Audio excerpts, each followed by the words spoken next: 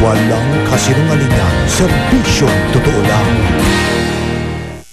Sama na sa astig na nature tripping na hatid ng Born to be Wild kasama ang Nescafe Classic.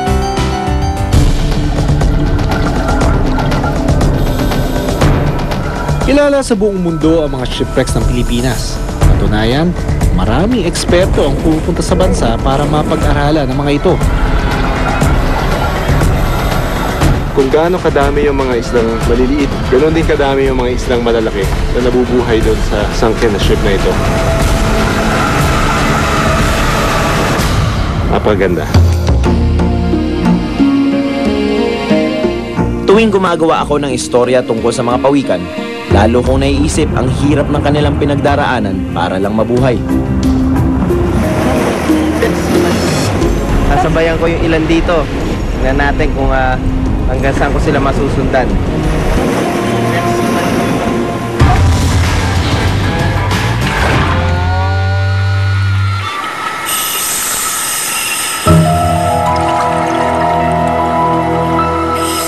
Nababalot ng dilim.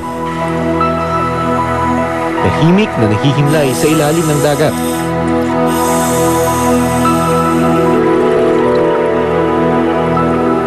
Mga bakas nooy malalaki at namamayagpag na sasakyang pandagat. Pero ngayon, may iba ng silbi ang mga ito. Ang bawat lumubog na barko o shipwreck ay may kanya-kanyang kwento.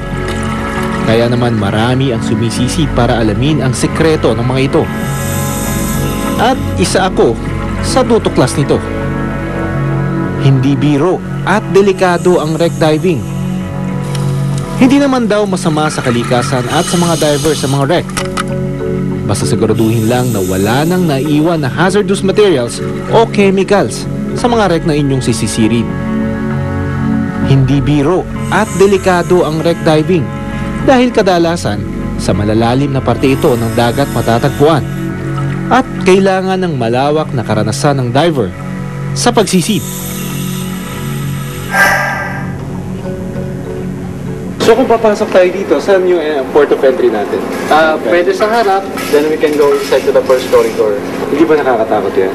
Yung pagpasok mo medyo madilim ng konti. Pero kung nasa loob ka na, may comfortable ka naman kasi may mga ambient light naman. Handa na akong makita ang shipwrecks ng Zambales. Yung sisisirin natin ngayon is called the USS New York. Ngayon titignan natin several years after how nature took over.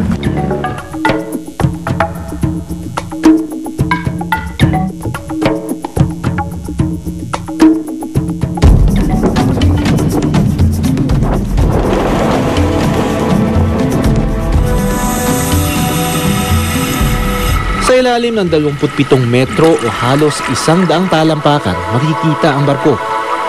Habang palalim ng palalim, kitang-kita ang paglabo ng tubig dahil sa pag-iiba ng current at ng mga dumadaang barko sa lugar. Kapansin-pansing sa ilang bahagi na sasakyang pandigmang ito ay buo pa rin tulad ng mga kanyon at hélice ng propeller. Mahigit 1,000 shipwrecks ang makikita sa buong bansa. At sa Zambales daw, makikita ang pinakamaraming bakas ng lumubog ng mga barko sa buong Asya.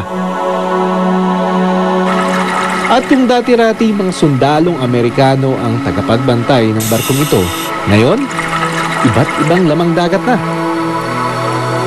At kahit pa matatapang na isda ay naririto rin na tila nagsisilbing tagapagbantay ng kanilang itinuturing na bahay.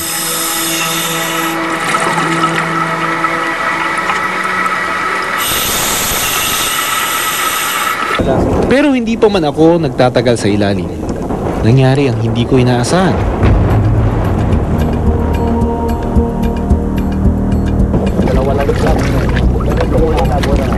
Nawala ako eh. Nadala ako ng alon papunta doon sa palayo. So pataas ako ng pataas. Pag ganun, yung lungs mo nag-expand. Patuloy ang pag-expand niya. That's why you have to remain calm.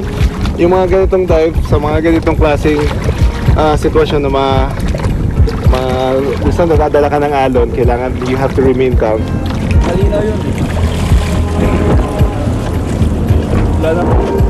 May nakita akong red snapper na ganyang kalaki.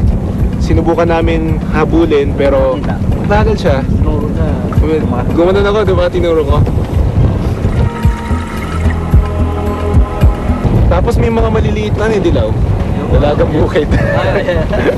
May mga dalagang bukid doon. Siguro mga isang school. Abot siguro ng mga 500 to 800 individual fish yung nandun. Ang dami. Maganda, maganda. Pero hindi ito magiging hadlang para ipagpatuloy ko ang aming eksplorasyon ng mga shipwrecks.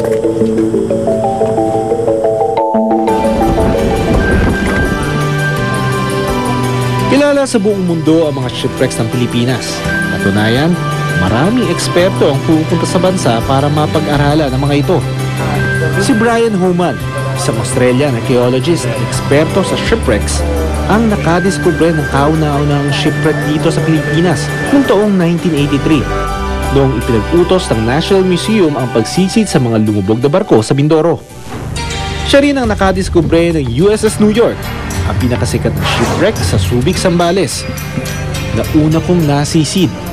Para kay Brian, malaki ang papel ng ginagampanan ng mga lumubog na barko sa muling pagbangon ng Olongapo mula sa trahedyang dulot ng pagputok ng Mount Pinatubo. Pinagyaman nito ang ecotourism sa lugar dahil sa ganda at dami ng shipwrecks na pwedeng makita sa lugar. So, pupunta naman tayo dun sa next ship natin, yung landing ship tank. Nagamit tayo ng mas mabilis na vessel para mas mabilis tayo makapunta ron. Taong 1944 nang lumubog ang barkong Landing Ship Tank o LST.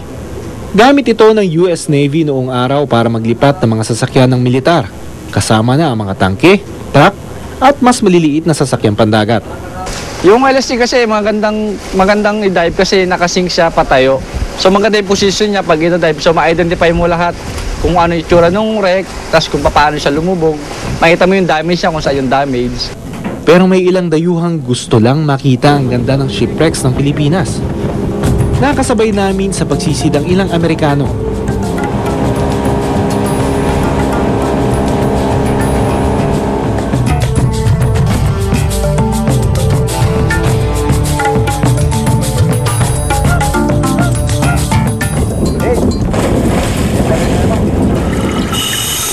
Maingat nilang pinasok ang landing ship tank para hindi mawala sa loob ng lumubog na barko at para makasiguradong ligtas silang makakalabas, kailangan nilang maglagay ng linya sa kanilang dinaanan.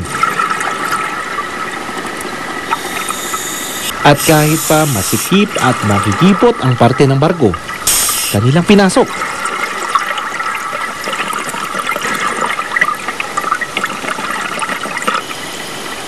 Sa loob, kitang-kita ang tila isang storage room na may mesa at hagdan, ilang tubo, lumang kama, kabinet at tokador. Mga patunay kung paano nabuhay ang mga tao bago ito lumubog.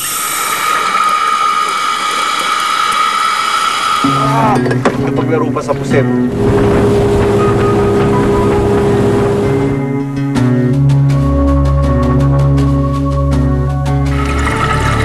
May nakita kami itong air pocket.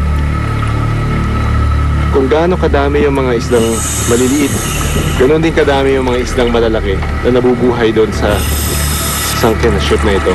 Napakaganda.